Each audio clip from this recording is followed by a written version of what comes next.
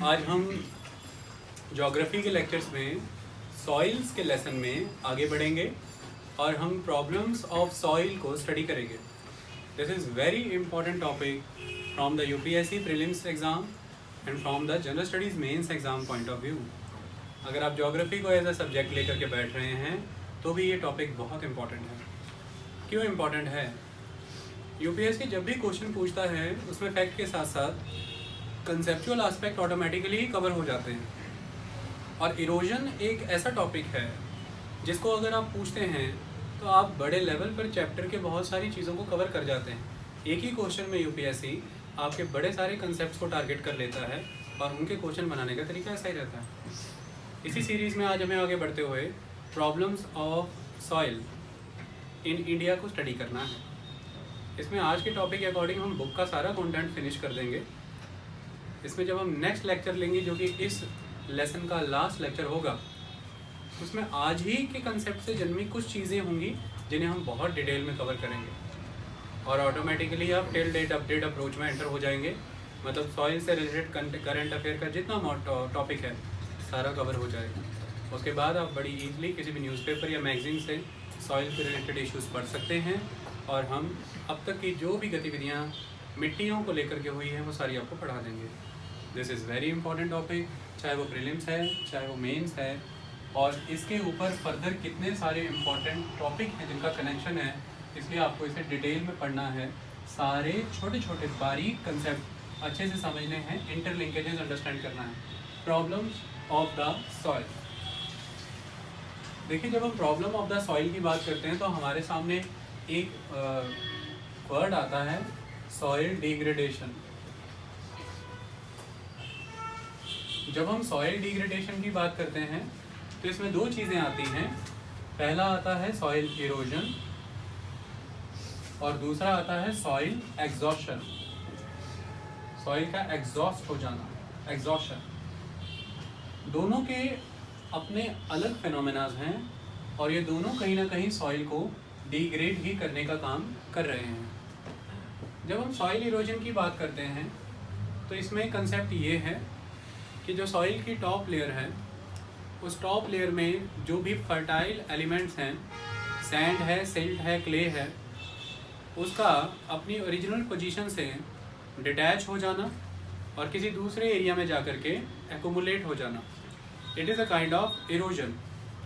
अब होता क्या है कि सॉइल इरोजन के कंसेप्ट में इरोजन एंड एक्यूमुलेशन यानी कि एडिशन, ये दोनों साइमल्टेनियस ही चलते हैं। तो टेक्निकल वर्ड ये है कि जहाँ इरोजन हो रहा है वहीं उसके साथ एक्रेशन भी हो रहा है।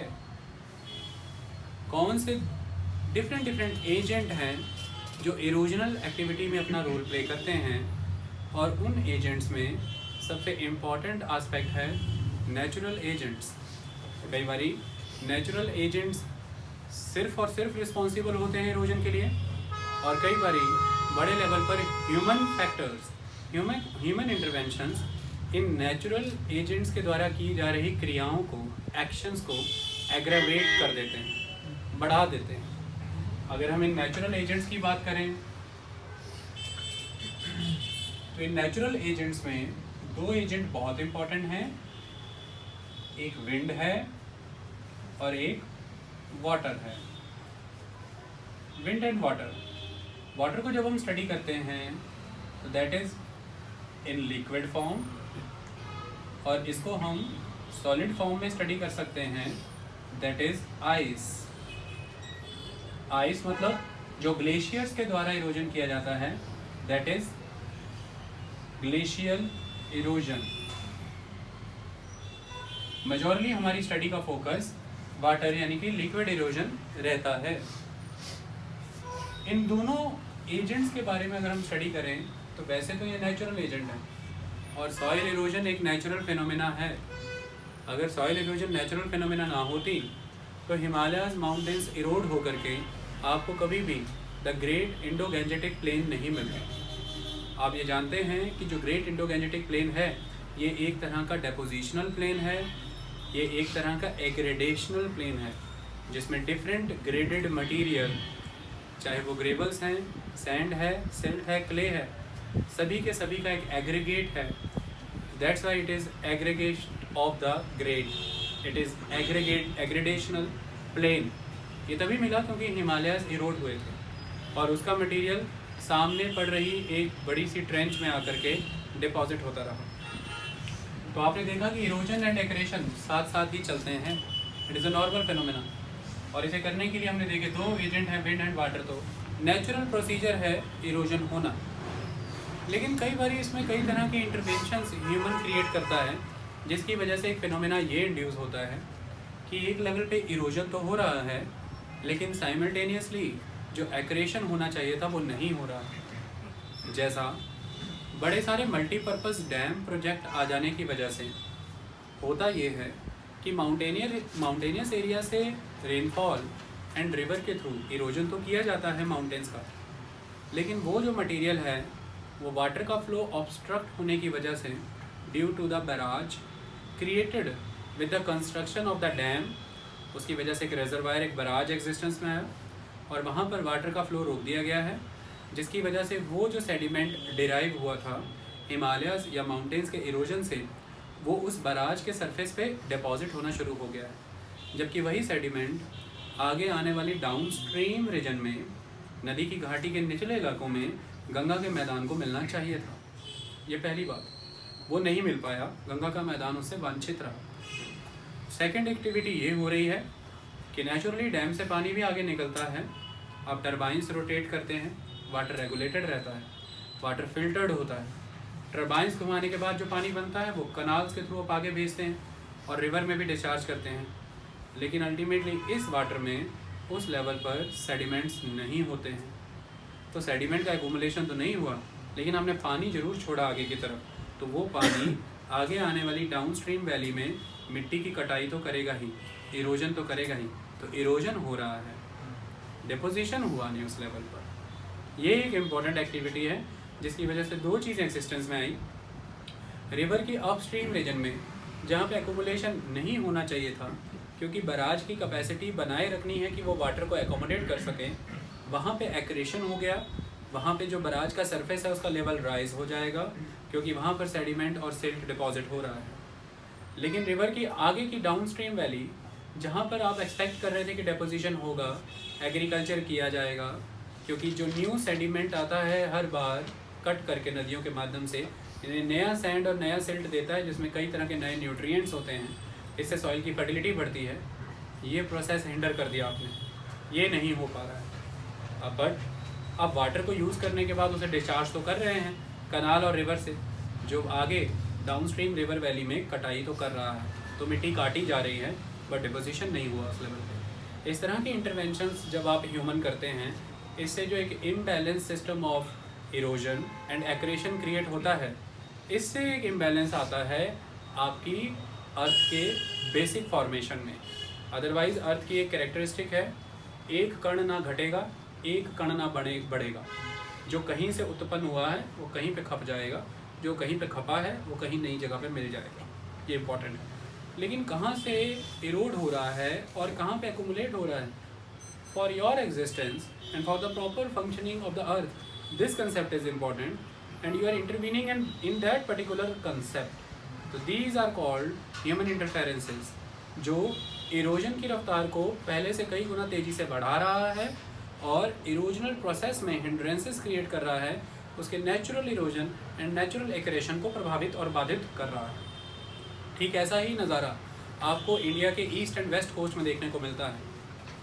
आपने अगर अखबारें पढ़ी हों तो दिसंबर 2018 में जब सॉइल डे मनाया जाता है, इंटरनेशनल सॉइल डे, अल्टीमेटली उस समय में बड़े लेवल पर ईस्टर्न कोस्टल एरिया, जिसमें कि Bengal, Orissa and Andhra Pradesh important states हैं, कई तरह के प्रोटेस्ट आपने फिशरमैन एंड फार्मर्स के देखे.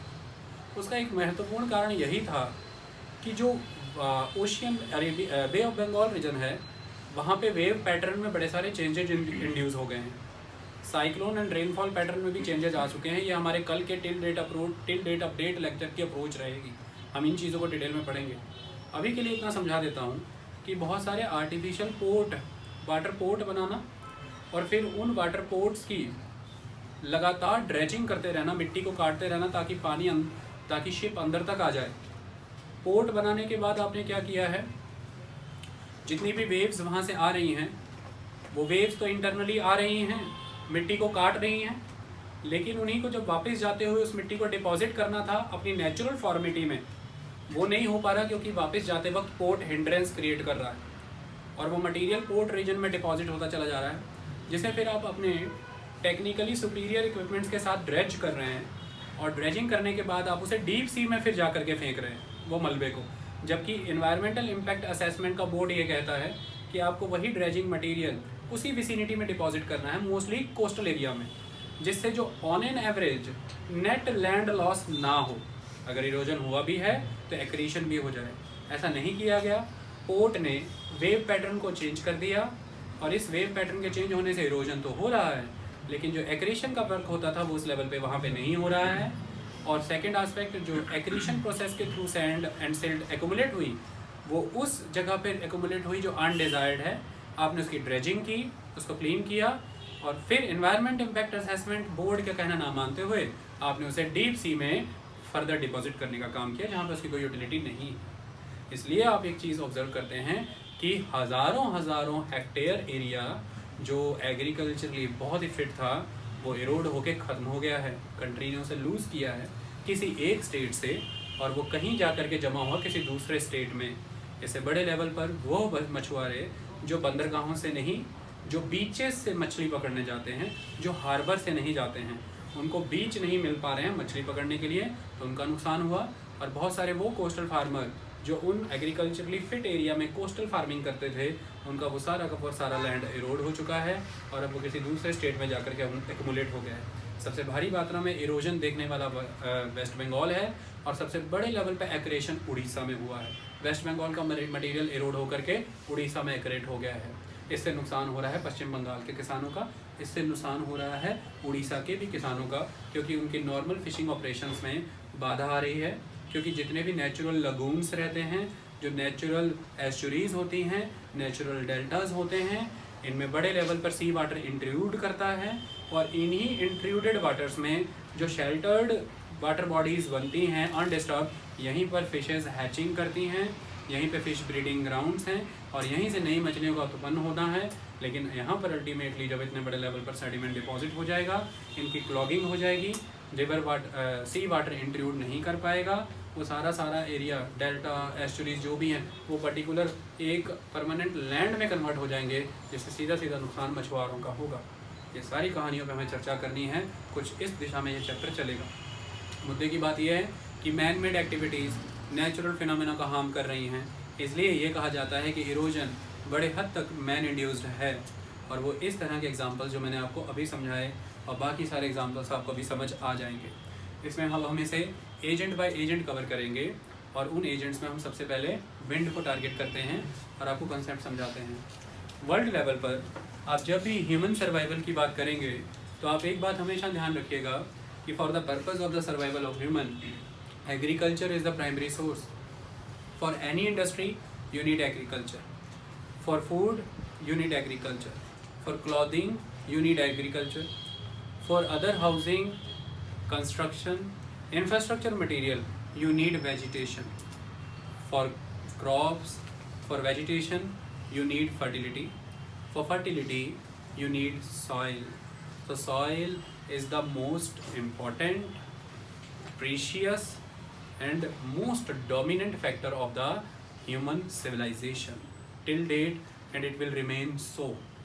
So that's why soil नाम का रिसोर्स अगर इस तरह से एरोड होता रहा, जिसके 1 सेंटीमीटर को बनने में हज़ारों वर्ष लगते हैं और जो ह्यूमन कैपेबिलिटी में नहीं है कि आप इसे बना पाएँ, और सॉइल जो कि ह्यूमस का, न्यूट्रिशन का एंड मॉइस्चर का मेन सोर्स है किसी भी प्लांट लाइफ के लिए, अगर यह बर्बाद हुआ तो आप बड़े लेवल पर एग्रीकल्चरल लैंड, जैसे कि आप एरेबल लैंड कहते हैं, कॉम्प्रोमाइज़ करते चले जाएंगे। जितना ज़्यादा एग्रीकल्चर लैंड एग्रीकल्चरली अनफिट होता चला जाएगा, उतनी ही ज़्यादा आपकी बढ़ती हुई जनसंख्या, जिसके लिए फूड सिक्योरिटी एक बहुत ही इम्पॉर्टेंट इशू है, वो बड़ी तेज़ी से फूड इनसिक्योरिटी को प्रोन हो जाएगी। और अगर एक बारी फूड इनसिक्योरिटी की सिचुएशन क्रिएट हुई तो वो नेशंस जो ऑलरेडी हाई पॉपुलस नेशंस हैं, जहाँ पर poverty, uneducation, literacy and health and sanitation काफ़ी वीक है, या इंफ्रास्ट्रक्चर फिर से कॉम्प्रोमाइज़ हो जाएंगे, क्योंकि गवर्नमेंट्स की प्रायोरिटी फूड प्रोवाइड करना होगा, गवर्नमेंट की प्रायोरिटी लोगों को जिंदा रखना होगा, और गवर्नमेंट की प्रायोरिटी एग्रीकल्चर को प्रमोट करना होगा। Other infrastructural secondary and tertiary activities सारी की सारी कॉम्प्रोमाइज़ हो जाएंगी, फंड एग्रीकल्चर की तरफ डाइवर्ट हो जाएंगे, प्राइमरी सेक्टर कहीं ना कहीं ख़राब होगा। मेजॉरिटी ऑफ द पॉपुलेशन, आपके देश की लगभग 58% population directly indulged in the agriculture, and अगर हम एग्रो बेस्ड इंडस्ट्रीज़ की बात कर लें और उस वर्किंग पॉपुलेशन को भी काउंट कर लें तो approximately 82% population is directly indirectly connected with the agriculture sector. So your country India is predominantly agrarian. इसके लिए आपको बड़े लेवल पर सॉइल पे फोकस करना है, क्योंकि ये एक डोमिनो इफेक्ट क्रिएट करेगा। अगर इसका डिग्रेडेशन होता है, सॉइल हार्म होने से सीधा सीधा प्रोडक्टिविटी हार्म होगी एग्रीकल्चर की।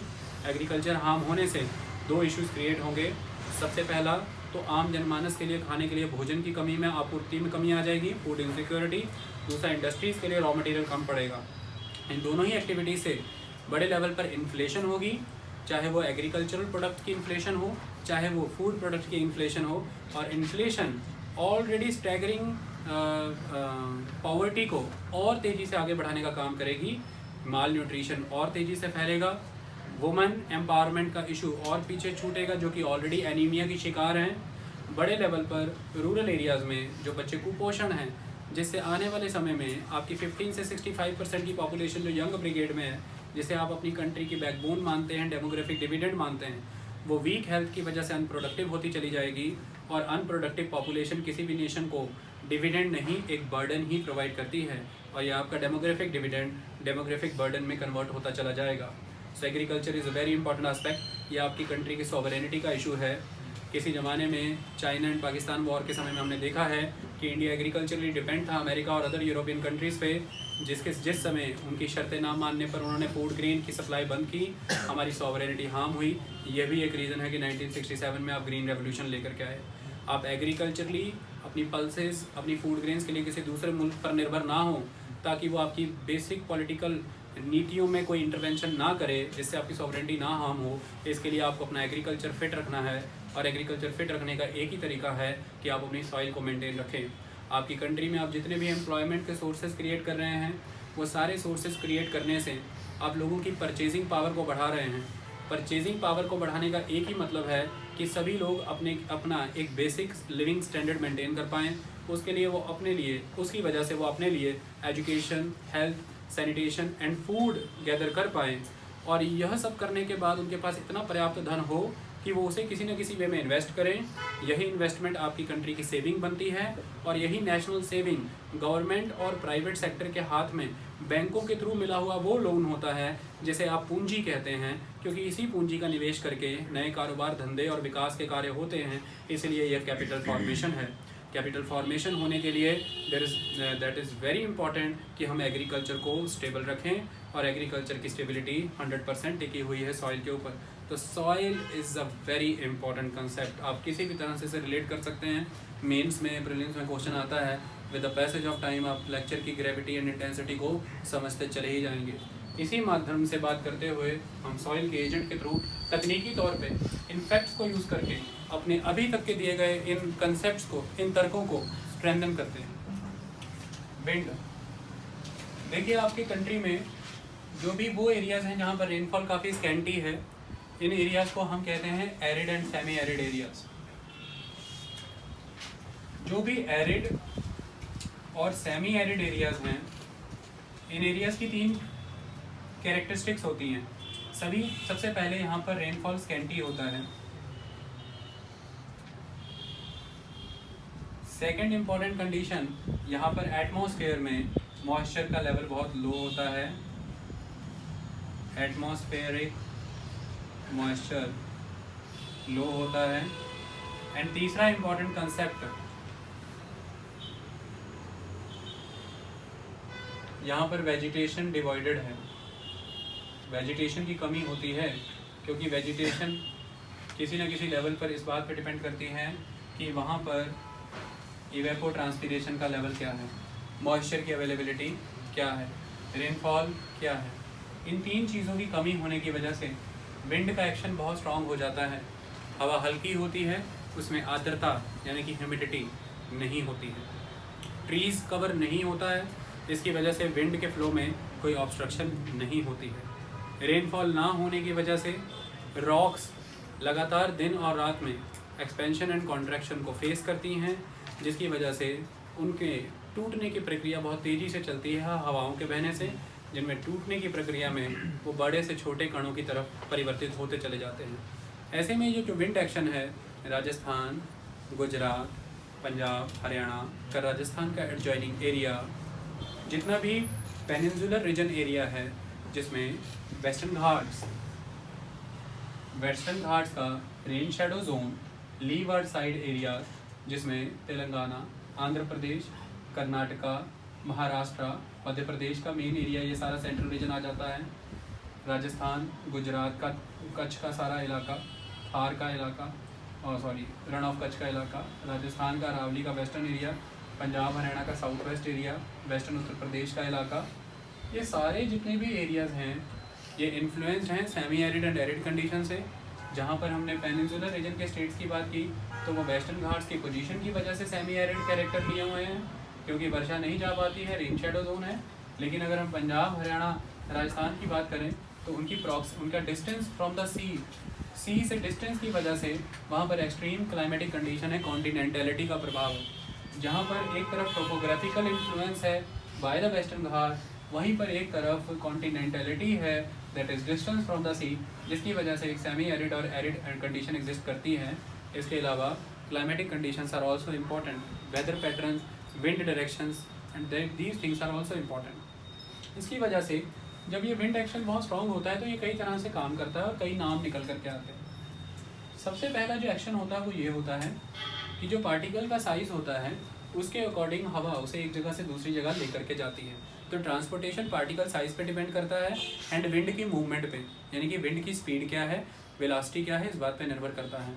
ऐसे में अगर आप देखें तो very fine particles, then fine particles, then medium particles. तो very fine, then fine, then medium. ये पार्टिकल एक सीक्वेंस में मूव कर रहे हैं। एक लेयर ऑफ सॉइल है, the first is the very fine, then the medium fine, then the medium. This is the level of the this is the procedure of the movement. तो bound and leap, bound and leap, it is a bound and leap format, bound and leap format, bound and leap format. बड़े level पर अगर इसे observe करो तो जितने भी सहारा या फिर थार के सैंड ड्यून्स हैं वे एक जगह से दूसरी जगह मूव करते हैं, इन्हें सैंड ड्यून शिफ्टिंग कहते हैं। और ये सारा प्रोसीजर इसी तरह से होता है, पार्टिकल साइज़ के अकॉर्डिंग जो डेजर्ट है उसकी जो सैंड है वो एक जगह से दूसरी जगह मूव करती है under the influence of the prevailing wind. इसकी वजह से सैंड ड्यून्स बड़ी तेज़ी से शिफ्ट हो रहे हैं और ऐसा माना जाता है कि every year 1/2 kilometre sand dunes shift कर जाते हैं। आप पिछले साल अगर घूमने गए हैं और वहाँ पर अगर आपने कोई पोल गाड़ा है तो सैंड ड्यून एग्जैक्ट उस लोकेशन पे ना रह करके वहाँ से आधा किलोमीटर ड्रिफ्ट कर चुका होगा, और ये इसी तरह के विंड पैटर्न की तरफ से होता है। तो ये जो according to the size of the particle very fine, fine, then the medium movement हो रही है, जिसमें आप लीप ले रहे हैं, इकट्ठे हो रहे हैं, देन लीप ले रहे हैं, this process is called saltation. ये सारे प्रोसेस याद रखने हैं, यूपीएससी इस तरह के वर्ड्स पे फोकस काफ़ी करता है, जैसे साल्टेशन। ओके, ये एक एक्टिविटी हुई। इसमें हमने देखा कि सैंड पार्टिकल्स का साइज़ इंपॉर्टेंट रखता है on the basis of the diameter. अब कुछ पार्टिकल्स ऐसे होते हैं जिनका साइज़ बड़ा रहता है, जैसे कुछ पार्टिकल्स ऐसे इतने फाइन नहीं हैं, मीडियम ग्रेड तक के भी, जिन्हें हवा सस्पेंड कर सके, मतलब वो सस्पेंशन में नहीं आते, हवा में उठते नहीं हैं, लहराते नहीं हैं, लेकिन हवा में इतनी ताकत तो है कि वो उन्हें एक जगह से दूसरी जगह मूव कर सकती हैं। तो ये रोल करते हुए जाएंगे, ये सरफेस पे रोल करते हुए जाएंगे, ये पूर्ण रूप से हवा में, विंड में सस्पेंडेड नहीं रहेंगे। ये जो रोल करते हुए पार्टिकल्स आगे की तरफ बढ़ रहे हैं, इसको हम कहते हैं surface creeping. It's a surface creeping. Saltation है, सरफेस क्रीपिंग है। हमने देखा कि पार्टिकल के साइज़ पे ये बात डिपेंड करती है कि वो आगे जाएगा सरफेस के साथ रोल होकर के जाएगा या विंड में सस्पेंड होकर जाएगा। तो एक लेवल पर पार्टिकल्स इस तरह के भी हैं जो ना विंड में सस्पेंड होकर के आगे जाएंगे, जो ना रोल करके आगे जाएंगे। तो यह पार्टिकल का साइज़ हम ऑलमोस्ट कंसिडर करते हैं 1 mm से अबव के जो पार्टिकल हैं ये एक जगह से दूसरी जगह मूव नहीं करते हैं विंड एक्शन के प्रभाव में। तो अल्टीमेटली 1 mm थिकनेस और 1 mm डायामीटर से ज़्यादा के पार्टिकल यहीं पर रह जाते हैं। Very fine and medium grade के पार्टिकल निकल जाते हैं। तो ये जो residual matter on the surface बचा हुआ है it is very much courser. इसमें आपको ग्रेवल्स मिल जाएंगे, क्लॉड्स हो जाएंगे, गांठें बन जाएंगी। और ये जो कोर्सर मटेरियल का सरफेस बचा हुआ है पथरीला, उजड़ा हुआ सा, इसे आप कहते हैं desert pavements. That is desert pavements. Clear? आपने साल्टेशन सीखा, आपने सरफेस क्रीपिंग देखा, आपने डेजर्ट पेवमेंट का प्रोसेस देखा। ये सारे के सारे प्रोसीजर विंड से कनेक्टेड हैं। ये सेमी एरिड और एरिड एरिया से कनेक्टेड हैं। भारत में जितना भी arid and semi arid area है उसका 50% से अबव राजस्थान में है और ये सारे फिनोमेनास डोमिनेंट राजस्थान में हैं। हम जिक्र करेंगे कि इन चीज़ों को कैसे कम किया जाए और ये सारा जिक्र हम डेजर्टिफिकेशन के कंसेप्ट में करेंगे। डेजर्टिफिकेशन का प्रोसीजर, उसके नुकसान और उसे ठीक करने के हल, ये सारा मैं आपको बताऊंगा। अभी के लिए आपने विंड का रिएक्शन देखा। इसके अलावा अगर हम बात करें तो एक बहुत इंपॉर्टेंट एक्शन है वाटर का। जब आप वाटर की बात करते हैं तो आपके सामने कई तरह के एक्शंस निकल करके आते हैं। वाटर का एक्शन पहले तो उस एरिया में होगा जहां पर रेनफॉल काफ़ी है। सेकंड, वाटर के एक्शन के लिए एक इम्पॉर्टेंट एस्पेक्ट है, वो क्या है? जो भी कोई पर्टिकुलर टोपोग्राफी है, जो भी लैंडफॉर्म है, उसकी स्लोप या उसका ग्रेडियंट कैसा है। तो टोपोग्राफिकल स्लोप और the gradient is very important aspect. तो आप यहाँ पर इसको लिखिए रिलीफ फीचर। और रिलीफ फीचर की बात करें तो टोपोग्राफिकल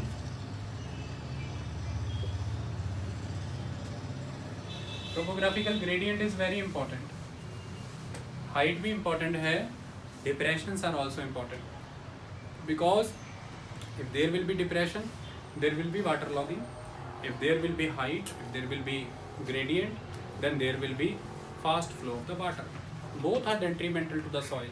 और वो दोनों ही हम चर्चा करेंगे। रेनफॉल है, relief feature is important. Again the very important concept is the vegetation.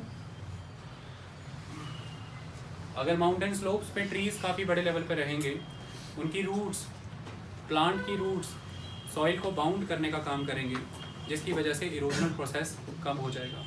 Second aspect, अगर ट्री के द्वारा उसकी जो कैनोपी है उसका कवर प्रोवाइड कर दिया जाएगा तो वो रेन को सरफेस पे एक्सपोज होने से इंटरसेप्ट कर देगी। इसकी वजह से जो पानी है वो सीधा ज़मीन से ना टकरा करके स्प्लैश क्रिएट नहीं करेगा। और ये जो रेन स्प्लैश होती हैं ये बड़े लेवल पर उन इलाकों में जहाँ पर बरसातें अधिक हैं, उन इलाकों पर जहाँ पर माउंटेन्स में स्लोप हैं, या वो एरिया भी जैसे गंगा का मैदान जहाँ की स्लोप जेंटल है बट यहाँ पर प्रिडोमिनेंस सैंड एंड सिल्ट का है, इस पर्टिकुलर इलाके को प्रभावित करता है। यानी कि पेड़ों की कमी के अभाव में जो वाटर का एक्शन होता है in the form of rainfall या in the form of drainage, ये बड़े लेवल पर उसी एरिया को प्रभावित करता है जहाँ पर सैंड एंड सिल्ट है, क्योंकि ये ईजिली डिटैचेबल मटीरियल हैं and they are the fertile constituent of any soil. Sand and silt ही है जो फर्टिलिटी भी प्रोवाइड करता है। जब मैं आपको सॉइल के लेक्चर में पढ़ा चुका हूँ, तो सीधे सीधे आप फर्टिलिटी को ही डिग्रेड कर दे रहे हैं। तो ऐसे में vegetation is very important, relief feature is important, rainfall is important. ये सारी बातें इंपॉर्टेंट हैं जिसके माध्यम पर हम ये तय करते हैं कि किस तरह का यहाँ पे इरोजनल पैटर्न रहेगा, इंटेंसिटी क्या रहेगी, फ्रीक्वेंसी क्या होगी, इरोजन है भी या नहीं है।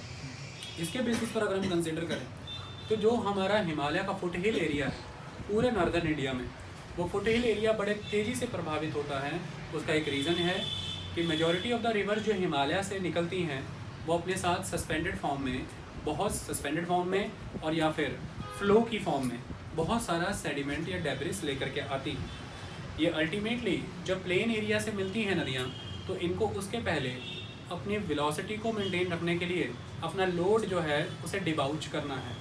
वो लोड डिबाउच करने के लिए जो पर्वतों का पैरों का इलाका होता है, जहाँ पे पर्वत मैदानों से मिलते हैं, वहाँ पर ये अपना सारा लोड एकमुलेट करती हैं, छोड़ देती हैं, डिपॉजिट करती हैं, जिसकी वजह से फ़ैन बनते हैं। इन्हें हम एलुवियल फैंस कहते हैं, इन्हें हम पिडमॉन्ट कहते हैं और इन्हें हम फुट हिल एरियाज़ भी कह देते हैं। अब आप ध्यान से देखिए, इनमें वो मटेरियल था जो रिवर्स माउंटेन से काट करके लेकर के आई थी, और इस मटेरियल में सबसे इम्पॉर्टेंट मटेरियल वो है जिसमें ग्रेवल्स हैं, पेबल्स हैं। एंड ग्रेवल और पेबल्स के बारे में आप जानते हैं कि इनकी परमेबिलिटी काफ़ी हाई होती है, यानी कि पानी रिस जाता है इनके अंदर। इसकी वजह से क्या गतिविधि होती है उसको समझते हैं। यही वो हिमालय का फुट हिल एरिया है जहाँ पर आप जानते हैं कि चाहे वो बे ऑफ बंगाल ब्रांच है, चाहे रेडियन सी ब्रांच है, यहाँ से टकरा करके इसी रीजन में रेनफॉल भी हाई करती हैं। तो अगर आपसे कोई पूछें कि वाटर इरोजन से सबसे घनिष्ठ प्रभावित इलाका, तो बड़े पैमाने पर ये शिवालिक फुट हिल्स हैं। तो Shivalik ranges are very much influenced by the water erosion. Another important aspect, जितना भी उत्तराखंड, उत्तर प्रदेश का जो भी उत्तराखंड का नॉर्थन बेल्ट है, अरुणाचल प्रदेश का, आसाम का, नॉर्थ ईस्टर्न स्टेट्स का, सारे के सारे स्टेट्स इरोजनल प्रोसेस जो कि वाटर से इनिशिएट होता है इससे प्रभावित है। सबसे ज़्यादा अगर कोई एरिया प्रभावित है, शिवालिक का 138 किलोमीटर एरिया जो मोस्टली पंजाब से टच करता है, और जिसमें से 130 किलोमीटर एरिया में से ही hundreds of the rivulets, hundreds of the small streams और द स्मॉल रिवर्स डिबाउच होती हैं पंजाब के मैदानों में, छोटी छोटी, इन्हें कहते हैं चो। तो ये जो चो के इलाके हैं ये बड़ी तेज़ी से डिग्रेड कर रहे हैं, इरोड कर रहे हैं Piedmont area of the Punjab. That is very big menace now days. चो इतनी तेज़ी से निकल रही हैं, आप यहाँ से हिमाचल जाइए, उत्तराखंड जाइए, आपको हर 300-300 मीटर पे सड़क में एक डिप्रेशन मिलेगी सीमेंटेड, मतलब कि वो नेचुरल चो का फ्लो एरिया है, वहाँ से चो बहती है, और आपको 2 किलोमीटर के अंदर ही ऐसे 4-5 पैचेस देखने को मिल जाएंगे।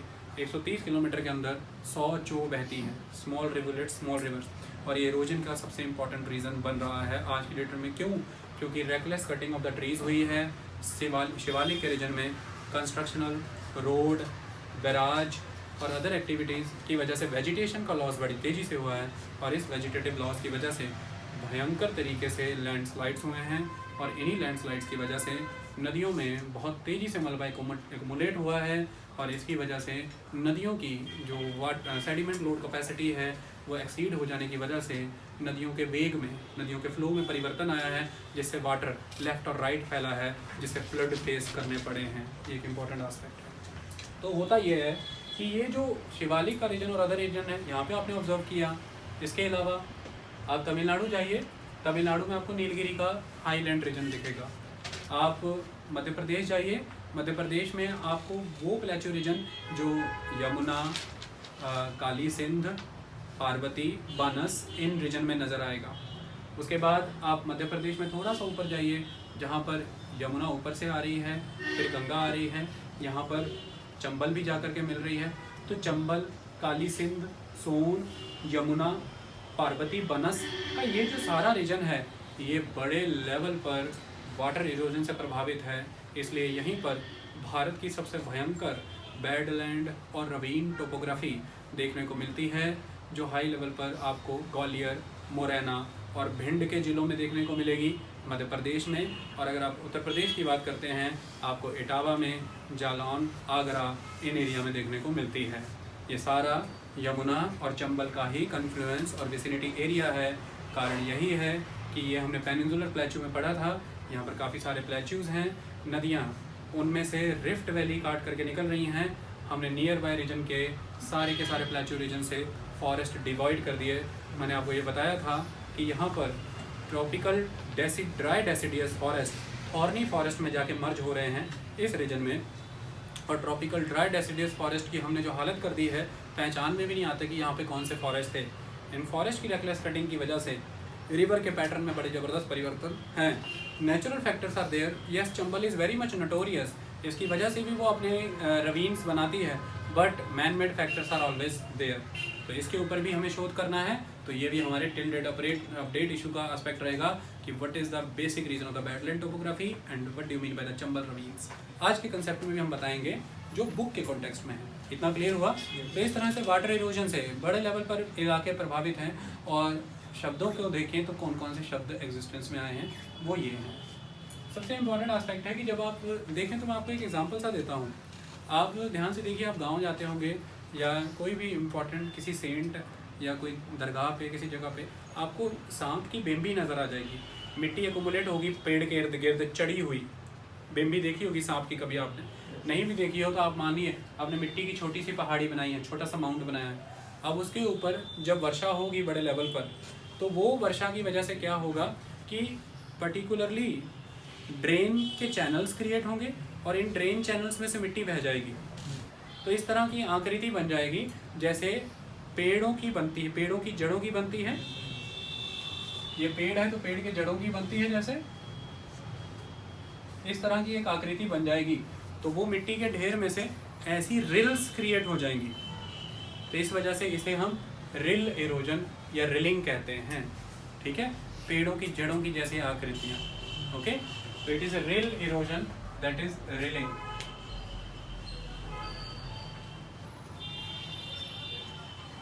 ये माउंटेन स्लोप्स पे बहुत एक्टिव रहती है, पिडमॉन्ट प्लेटू एरिया में भी बहुत इंपॉर्टेंट है, और कोई भी ग्रेडियंट स्टीप ग्रेडियंट एरिया है तो वहाँ पर एक्टिव रहती है।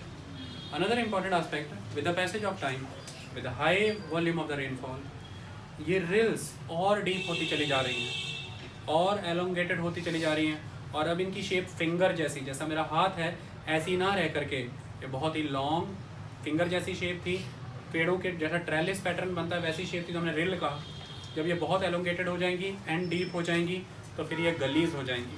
तो इसको हम कहते हैं gully erosion, and this is gullying, this is gullying. Procedure और आगे बढ़ेगा। गलीज का जो बॉटम है ये और डाउन जाता रहेगा, इरोजन होता रहेगा। साइड में जो रिजेस हैं वो तो रेज ही होंगी क्योंकि बॉटम डाउन जा रहा है, बॉटम डाउन जा रहा है, रिजेस रेज हो रही हैं। और एक टाइम पे जो बॉटम रीजन है वो फ्लैट हो जाएगा, कंकड़ और पथरीला हो जाएगा, क्योंकि सारी की सारी टॉप सॉइल लेयर तो इरोड हो चुकी है। और अगर आप चंबल के बेहड़ की बात करें, बेहड़ बने रवीन बेडलैंड, तो वो 30-30 मीटर डीप है अपनी सराउंडिंग रिजेस से, 30-30 मीटर डीप है। और ये फ्लैट रीजन रेजिड्यूल से बना हुआ इरोडेड मटेरियल जो यहाँ पे लेफ्ट आउट है, इसको कहते हैं रवीन्स, इसको कहते हैं रवीन्स। They are agriculturally ultimately unfit areas. They are badlands. Badlands. Vegetation भी नहीं होती है, बीहड़ हैं, इन्हें क्या कहते हैं? बीहड़। ओके, मैंने बोला 30-30 metre deep ridges, 30-30 metre deep valleys बन रही हैं सराउंडिंग रिजेस, बहुत ही मुड़ावदार। चंबल ऐसे काट रही, इसलिए ये छुपने के लिए सेफ हेवन माने गए हैं कभी। तो डाकू काफ़ी बड़े लेवल पे होते हैं, वो सोशल इशू है, बाद में पढ़ेंगे। आपने देखा रिलिंग हुई, गलिंग हुई और रवीन हो गया।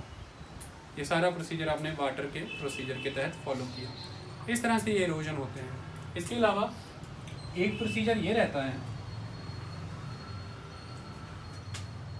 कि कोई भी एरिया है उसमें जो मटेरियल है उसकी परमेबिलिटी इतनी ज़्यादा नहीं है।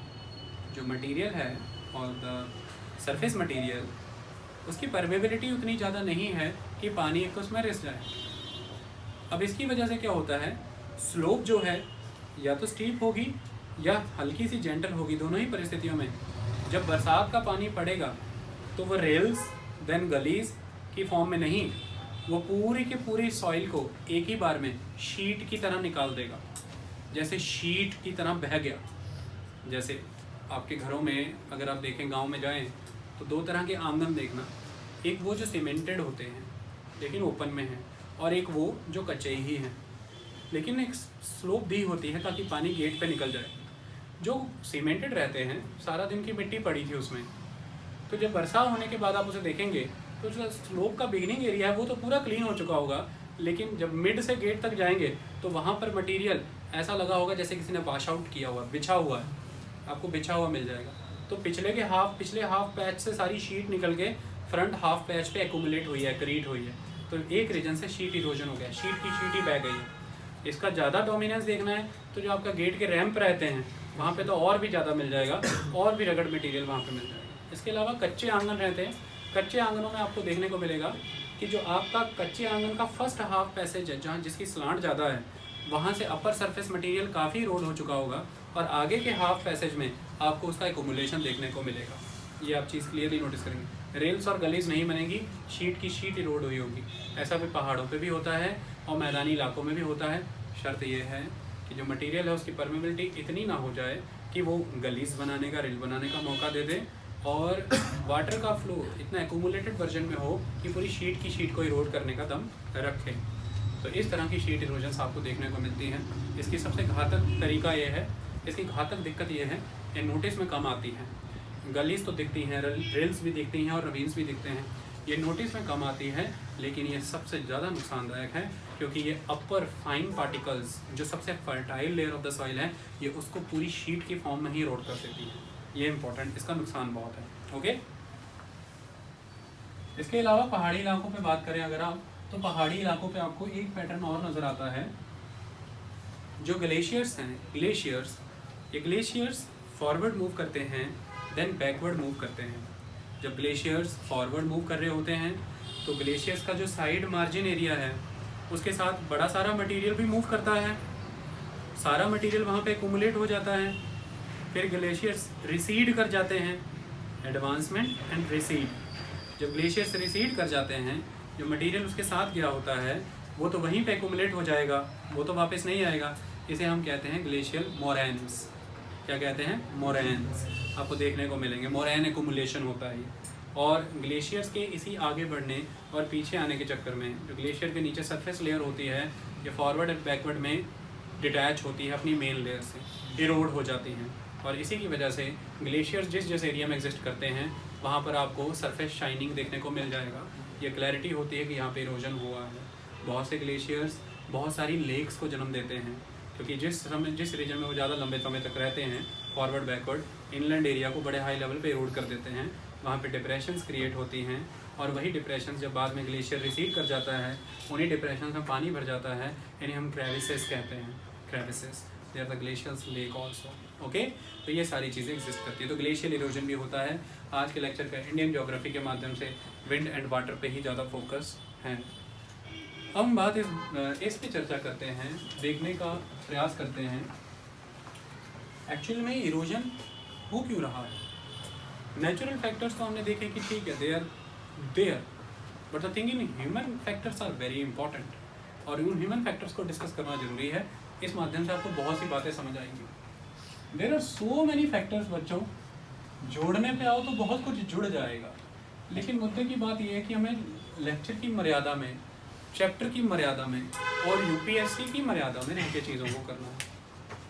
कोई भी यूपीएससी का टॉपिक एक टॉपिक में वाइंड अप नहीं होता, इसकी इंटीग्रेशन होती है। आज आप यहाँ से चल रहे हैं, मतलब आपने सॉइल देखा है, आगे दिनों में आप जब डिज़ास्टर का चैप्टर पढ़ेंगे उसमें फिर इरोजन की और बातें पढ़ लेंगे। आगे दिनों में जब आप वाटर रिसोर्सेज का चैप्टर पढ़ेंगे, मल्टीपर्पस डैम प्रोजेक्ट्स का चैप्टर पढ़ेंगे और फिर एग्रीकल्चर पढ़ेंगे, उसमें अगर आप और नए चार चांद जोड़ लेंगे तो यूपीएससी का कोई भी topic with every passing day enlarge होता चला जाता है। आज के लेसन की मर्यादा में रहते हुए हम उसे आज के सेंस में फिनिश करेंगे। With the passage of time जहाँ पे जो टॉपिक पढ़ना है वहाँ पे ये साथ ही चलेगा, ख़त्म नहीं होगा। ओके, इसी तरह से इसके सारे टॉपिक यूपीएससी में एक हाई लेवल इंटीग्रिटी है और वो वहीं रहती है। ये है वही पानी जिससे होती है इरोजन और ये वही पानी जिससे मिलता है जीवन। बस बात आती है इसके सदुपयोग पे और इसे नियोजित करने पे, वैसी पानी को हम पी लेंगे।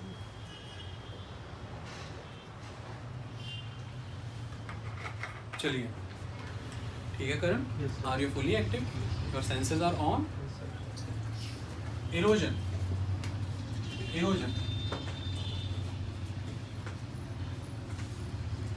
अल्टीमेटली जब हम बात करते हैं इरोजन एग्जॉशन की तो क्या नुकसान हो जाता है।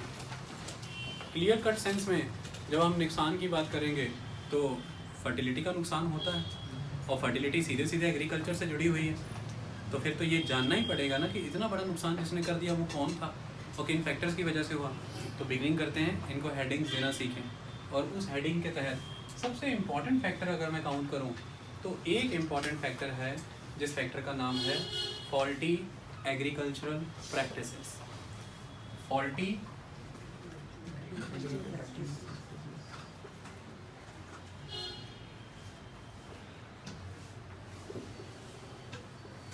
एग्रीकल्चरल प्रैक्टिसेस क्या होती हैं? फॉल्टी एग्रीकल्चरल प्रैक्टिसेस में सबसे important factor reckless use of the chemical fertilisers. ठीक है, रेकलेस यूज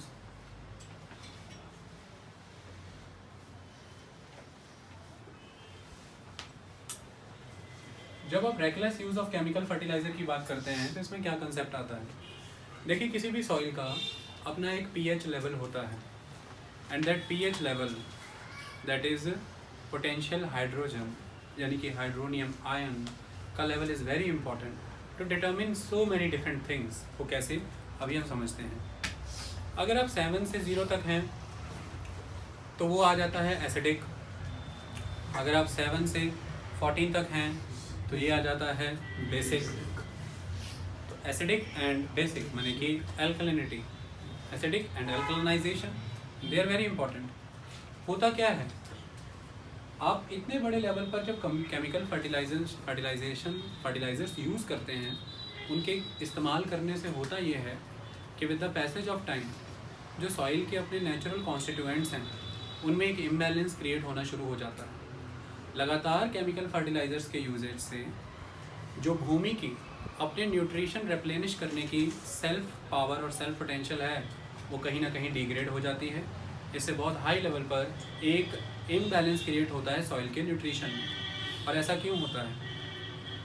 आप लंबे समय तक नाइट्रोजन का इस्तेमाल करते रहते हैं एक पर्टिकुलर सॉइल में, जिसके कंपैरेटिवली उसमें फास्फोरस एंड पोटेशियम की कमी आनी शुरू हो जाती है। और फास्फोरस एंड पोटेशियम की कमी आ जाने की वजह से ही आप लिमिटेड हो जाते हैं कुछ फ्यू पर्टिकुलर क्रॉप्स की तरफ। जैसे अगर पोटाश की कमी हो जाएगी तो आप पोटैटो नहीं लगा पाएंगे, क्योंकि वीट नाइट्रेट मांगती है और आप लगातार नाइट्रोजन एप्लीकेशंस कर रहे हैं।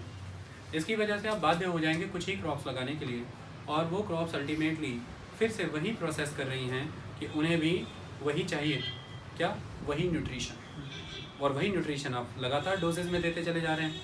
इसकी वजह से वो जो एक सॉइल है वो अपने कुछ केमिकल प्रॉपर्टीज़ लूज़ कर जाएगी और कुछ पर्टिकुलर केमिकल प्रॉपर्टीज़ को ही अचीव हो जाएगी।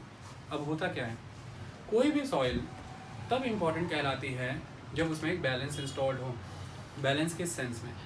हर सॉइल में एक ह्यूमस का कंटेंट होना बहुत ज़रूरी है। उस सॉइल में सैंड, सिल्ट, क्ले की अपनी एक पर्याप्त मात्रा होनी ज़रूरी है। इस मात्रा के हो जाने से होता ये है कि ना तो मटेरियल्स या मिनरल्स बहुत ज़्यादा सॉल्यूबल होते हैं या बहुत ज़्यादा इनसॉल्यूबल होते हैं। और जब ये बैलेंस बना रहता है कि कोई बहुत ज़्यादा सॉल्यूबल भी नहीं है और बहुत ज़्यादा इनसॉल्यूबल भी नहीं है, तो फिर इसका एक रिज़ल्ट ये निकलता है कि ना तो लीचिंग का प्रोसेस ज़्यादा एक्टिवेट हो जाता है, vertical leaching and lateral leaching, ना ये हद से ज़्यादा लूज़ होते हैं और ना ये हद से ज़्यादा कंसोलिडेटेड होते हैं। इसकी वजह से होता ये है कि हद से ज़्यादा लूज़ नहीं है, जिसका मतलब ये विंड इरोजन और वाटर इरोजन के द्वारा बहाए नहीं जाएंगे, और हद से ज़्यादा कंसोलिडेटेड नहीं है कि यहाँ पे एग्रीकल्चर हो ही नहीं सकता। यहाँ पे आप पानी लगाइए, पानी खड़ा हो जाएगा, वो मॉइस्चर में कन्वर्ट होगा ही नहीं, सॉइल की सब लेयर्स को मिलेगा ही नहीं, और रूट्स पानी को ले ही नहीं पाएंगी क्योंकि सॉइल बहुत ही हार्ड थी। ये सारी कैरेक्टरिस्टिक्स डिपेंड करती हैं इस बात पे कि किस तरह की मिनरल कॉम्पोजिशन थी उस सॉइल की, और वो मिनरल कॉम्पोजिशन डिपेंड करती है इस बात पे कि उसके कॉन्स्टिट्यूएंट एलिमेंट्स क्या थे, और उन कॉन्स्टिट्यूएंट एलिमेंट्स में उसका न्यूट्रिशन लेवल बहुत इंपॉर्टेंट है। और यह न्यूट्रिशन लेवल में जब आप एनर्मस फर्टिलाइजर्स का यूज़ करते हैं तो एक न्यूट्रिशनल इम्बैलेंस क्रिएट होता है, जिससे अल्टीमेटली न्यूट्रिशनल चेंजेस होने से मिनरल अल्टरेशंस होती हैं, और इन मिनरल अल्टरेशंस होने से फिजिकल कैरेक्टरिस्टिक्स सॉइल की चेंज हो जाती हैं, और इस फिजिकल कैरेक्टर के चेंज होने से उसका response system towards the water and wind change होता है। और यही रिस्पॉन्स सिस्टम पे डिपेंड करता है कि वो प्लांट्स को कितना पानी मुहैया करा सकती है, वो ग्राउंड वाटर को कितना रिचार्ज कर सकती है, वो मॉइस्चर को कितना रिटेन कर सकती है, उसकी परमेबिलिटी कितनी है, वो कितनी विंड को ससेप्टेबल है और कितनी वाटर को ससेप्टेबल है। तो that's why it is very important. आई बात समझ में? तो reckless use of the chemical fertilizers एक बहुत इंपॉर्टेंट 40 एग्रीकल्चर प्रैक्टिस है जो मृदा को नुकसान पहुंचा रहा है। मृदा जो है वो फर्टाइल सॉइल जो है वो बड़ी तेज़ी से ऊसर में बदलती चली जा रही है, इस वजह से भी। क्लियर हुई ये बात? Second important aspect, reckless use of irrigation in arid and semi-arid areas। Arid and semi arid areas में आप बड़े तेज़ी से इरिगेशन का यूज़ कर रहे हैं। जैसे अगर आप पंजाब, हरियाणा, वेस्टर्न यूपी, राजस्थान और गुजरात के कुछ इलाकों का, तेलंगाना, आंध्र प्रदेश और तमिलनाडु के कुछ बेल्ट की बात करें तो यहाँ पर क्या हो रहा है? बेसिकली ये region semi arid and arid है। यहाँ पर एवेपोरेशन ऑलवेज प्रेसिपिटेशन से एक्सीड कर जाती है। यहाँ पर सॉइल का नेचर मोस्टली सैंडी रहता है और सैंडी नेचर की सॉइल की खासियत ये रहती है कि इसमें परमेबिलिटी ज़्यादा होती है एज़ कम्पेयर टू पोरोसिटी। इसकी वाटर रिटेन करने की पावर कम होती है, लेकिन वाटर को परकोलेट करने की पावर ज़्यादा होती है, ये परमिएबल होती है, परवियस सॉइल। ओके, अब इसकी वजह से होता क्या है? कुछ फिनोमेनाज एग्जिस्टेंस में आते हैं। आप इन पर्टिकुलर एरियाज़ में रिवर्स से निकली हुई नहरें और या फिर डायरेक्टली रिवर्स के थ्रू बड़े ह्यूमंगस लेवल पर इरिगेशन कर देते हैं। इसकी वजह से पानी भूमि पर खड़ा रहता है और उस एक्यूमुलेटेड वाटर यानी कि वाटर लॉग्ड वाटर से पानी सैंडी टेक्सचर होने की वजह से परकोलेट करके नीचे जाता है सब सॉइल्स लेयर में, और इस परकोलेटरी इफेक्ट की वजह से जो ग्राउंड वाटर टेबल है वो रेज होने लग जाता है, वो अपवर्ड आने लग जाता है। तो इन सारे एरियाज़ में ग्राउंड वाटर टेबल बहुत रेज कर जाता है। अब एक एंड पे हमने ग्राउंड वाटर टेबल रेज कर दिया, दूसरे एंड पे ये सारे एरियाज़ में इवेपोरेशन प्रेसिपिटेशन को एक्सीड कर रही थी, एंड यहाँ पे जो सॉइल है वो मोस्टली इरोडेड सॉइल है। और इरोडेड सॉइल जो है वो कौन सी रॉक से इरोड होकर के आई हैं? जो रॉक्स खुद किसी ज़माने में सेडिमेंट्री हैं, यानी कि पार्शियली डिकम्पोज्ड मैग्नीशियम है, कैल्शियम है एंड सोडियम है। और ये मटेरियल जब पानी के साथ घुल करके इस पर्टिकुलर एरिया में एक्यूमुलेट हो रहा है तो वाटर के एक्यूमुलेशन की वजह से उसमें घुले हुए ये सॉल्ट सॉइल की सब सॉइल लेयर में चले जाएंगे, क्योंकि पानी रिस्क के नीचे जाने की टेंडेंसी तो इस्टेब्लिश हो रखी है। पानी तो नीचे एक्वेफर ग्राउंड्स में चला जाता है, लेकिन सॉल्ट उतनी नीचे नहीं जा पाते हैं, वो सब सॉइल लेयर तक ही एक्यूमुलेट हो जाते हैं। इसके बाद आप जानते हैं कि ये ड्राई एरियाज़ हैं, इवेपोरेशन तो प्रेसिपिटेशन को एक्सीड करेगी। जब इवेपोरेशन होता है तो रिज़ल्ट ये हो जाता है कि ज़मीन के नीचे जो ग्राउंड वाटर टेबल है वो अपवर्ड आना शुरू हो जाता है, कैपिलरी एक्शन एग्जिस्टेंस में आ जाता है, कंसंट्रेशन के लेवल में परिवर्तन हो जाते हैं।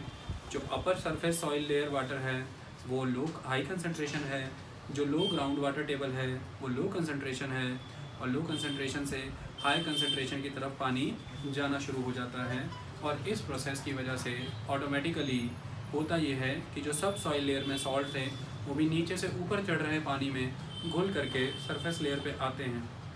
इसकी वजह से होता ये है कि पूरी की पूरी सरफेस लेयर पे दो तरह की चीज़ें आपको नज़र आती हैं। एक, बड़े लेवल पर सोडियम, कैल्शियम एंड मैग्नीशियम की लेयर एक्यूमुलेट हो जाती है। ये साल्ट्स आपस में बड़े लेवल पर एक्रीट होते हैं और इस एक्रीशन की वजह से इनके कंसोलिडेटेड स्ट्रक्चर्स फॉर्म होते हैं।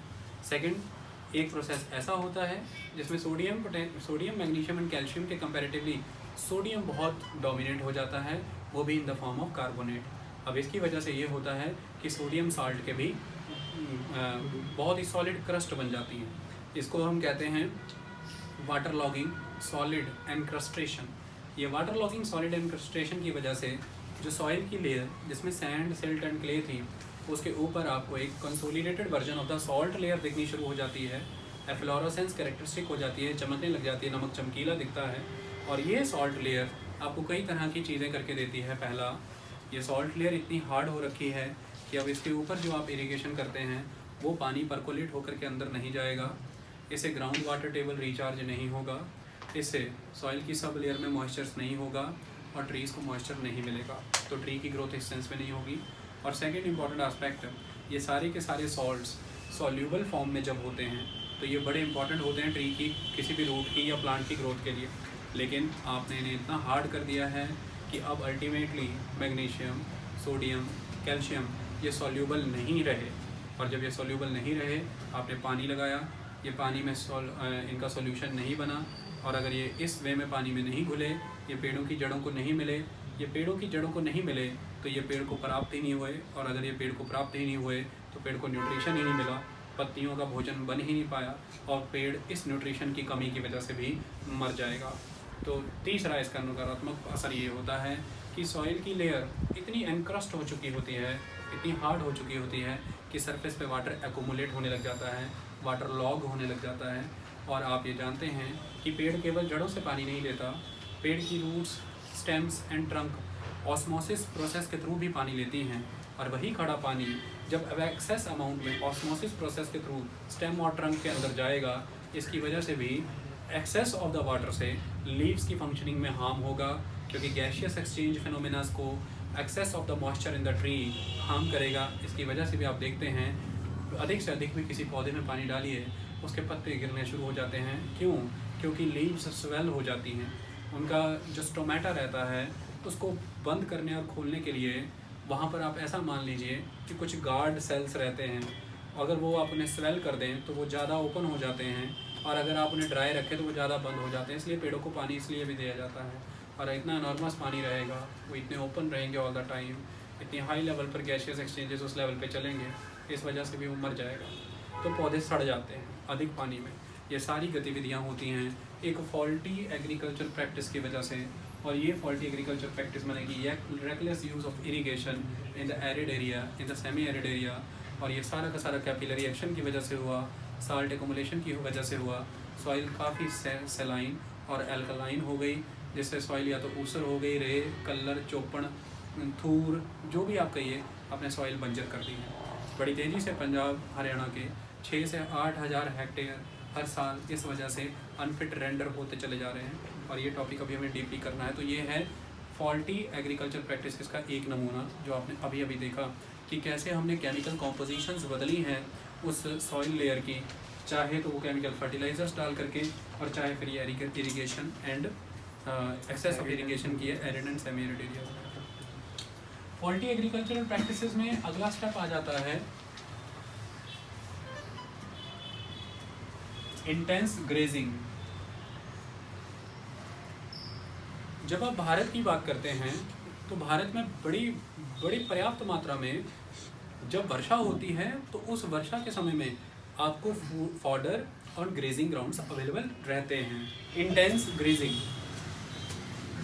चलिए आइए देखिए होता क्या है कि जिन समय में भारत में 4 महीने वर्षा होती है, उसके बाद जब ड्राई पीरियड आता है तो फिर ग्रासेस नहीं हो पाती, एनिमल पॉपुलेशन बढ़ती चली जा रही है, वाई ह्यूमन पॉपुलेशन बढ़ रहा है।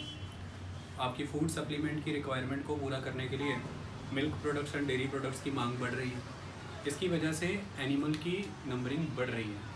अब उसकी वजह से हो क्या रहा है, 2 फिनोमेना एक साथ एग्जिस्ट कर रहे हैं। पहला फिनोमेना ये है कि पॉपुलेशन बढ़ रही है, और उस बढ़ती हुई पॉपुलेशन को आपको फूड देना है। आपकी कंट्री में लैंड उतना ही है, आप लैंड नहीं बढ़ा सकते, तो लेकिन इस बढ़ती हुई जनसंख्या को खिलाने के लिए आपको एग्रीकल्चर लैंड एक्सपेंड करना पड़ेगा।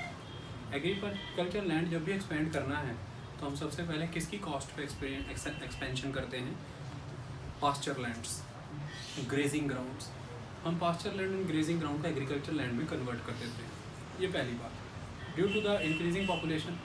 लेकिन वही बढ़ती हुई पॉपुलेशन को डेयरी प्रोडक्ट्स भी चाहिए, because nutrition level of vegetarian country like India is very important. अब ऐसे में वो जो न्यूट्रिशन लेवल आपने पूरा करना है, पशु धन बढ़ा दिया, पशु को ग्रेजिंग ग्राउंड चाहिए, ग्रेजिंग ग्राउंड आपने एग्रीकल्चर में ले लिया, अब ये बैलेंस कैसे होगा? तो जो पास्चर ग्राउंड्स और जो ग्रेजिंग ग्राउंड्स अवेलेबल हैं वो उन्हीं को ही बहुत इंटेंसली ग्रेज करेंगे। पशु बहुत गहराई तक चरेगा, पहले जो आधी घास खा करके छोड़ देता था अब वो जड़ों तक को उखाड़ देगा, और जब जड़ों को अपरूट किया जाता है, रूट्स की अपरूटिंग होती है, तो सॉइल को बाउंड करने का काम करती हैं ग्रास की रूट्स। वो सारी की सारी सॉइल उन्हीं रूट्स के साथ सरफेस लेयर पे आ जाती है, और सरफेस लेयर पे सारी कंसोलिडेटेड सॉइल जो होती है वो लूज़ हो जाती है, और यही लूज सॉइल फिर विंड एंड वाटर एक्शन के प्रति ससेप्टिबल हो जाती है, प्रून हो जाती है और विंड एंड वाटर एक्शन फिर इन्हें बहा करके ले जाता है। सेकंड, जो भी एनिमल्स रहते हैं ये किसी भी एरिया में जब चरने जाते हैं अपने पैरों से, अपने खुर यानी कि हूफ से वो सारी की सारी मिट्टी